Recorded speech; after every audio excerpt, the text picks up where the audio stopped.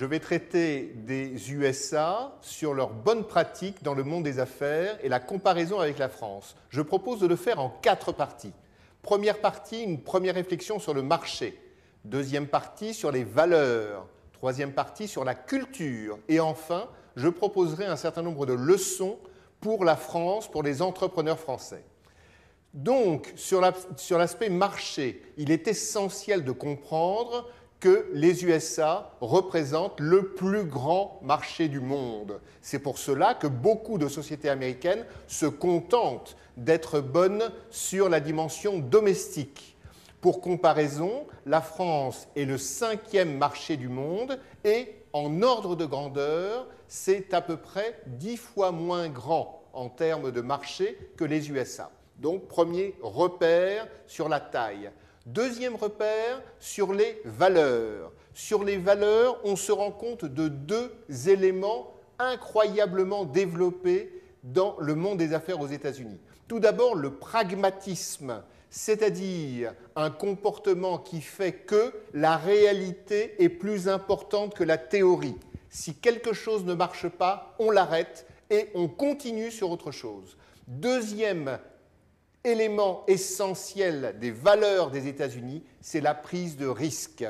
Et ce dont on s'aperçoit, et ce à l'ensemble des niveaux même de l'éducation et de la vie professionnelle, c'est que l'on permet beaucoup plus facilement qu'en France l'échec. L'échec permet de tirer des leçons qui permettent à l'individu de grandir et d'être donc plus efficace dans ses expériences suivantes.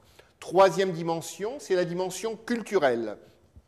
Sur la dimension culturelle, je souhaite valoriser 2 éléments. Le premier élément, c'est l'accompagnement, la structure générale d'accompagnement aux États-Unis. On le voit déjà au niveau des investisseurs qui sont très proches des sociétés dans lesquelles ils investissent. Ils le sont proches même en termes de nombre de kilomètres. On considère qu'un investisseur n'investit pas à plus d'un certain nombre de miles de l'endroit où lui-même se trouve afin d'épauler au mieux les entrepreneurs qui l'accompagnent. On s'en rend compte aussi dans le monde des universités avec les campus. Donc il y a un accompagnement, on voit ça concrètement dans des conseils d'administration où il y a énormément d'universitaires qui contribuent à l'élaboration de la stratégie de l'entreprise.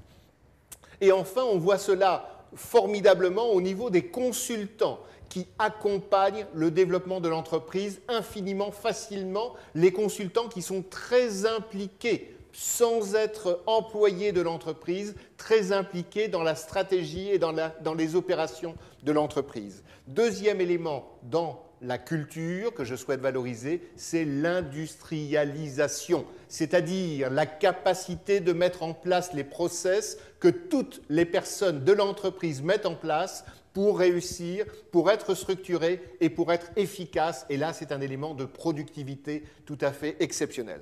Donc, 3 leçons que je souhaite partager avec vous pour les entrepreneurs français.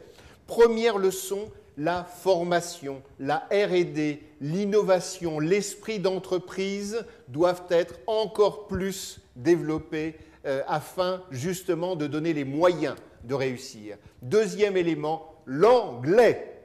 On se rend compte que dans un grand nombre de cas, les entrepreneurs français qui redoutent cette internationalisation, eh bien, ils sont trop faibles en anglais. C'est très important d'avoir des programmes partagés au niveau universitaire, au niveau professionnel, avec des anglo-saxons.